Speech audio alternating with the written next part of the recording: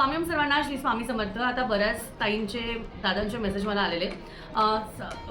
पितृपक्ष आहे, ग्रहण आहे, आमच्या घरातल्या लेडीज जे आहेत किंवा माझी बायको म्हणा किंवा हे म्हणा कोणतरी व्यक्ती जी आहे ती गरोदर आहे.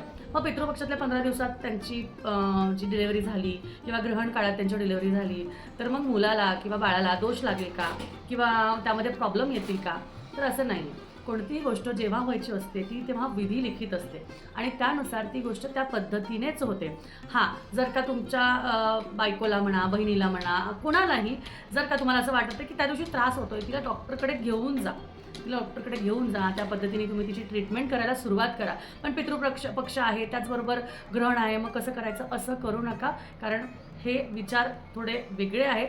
त्रास वाढवण्यापेक्षा त्रास कमी करा असं कुठेच लिहिलेलं नाही आहे की दोष निर्माण होतात किंवा आपल्याला दोष तयार होतात. त्यामुळे गोष्टीची काळजी घ्यायची आहे आणि सगळ्यांनी महत्त्वाचं म्हणजे की असं मनात ठेवायचंच नाही आहे की पितृपक्ष आहे किंवा ग्रहण आहे तर ह्यामुळे जे मुलं जन्माला येतील ते दोष असलेले असतील किंवा त्यांच्यामध्ये काहीतरी त्रासच तयार होईल, असं होत नाही. त्यामुळे हे लक्षात ठेवा. श्री स्वामी समर्थ.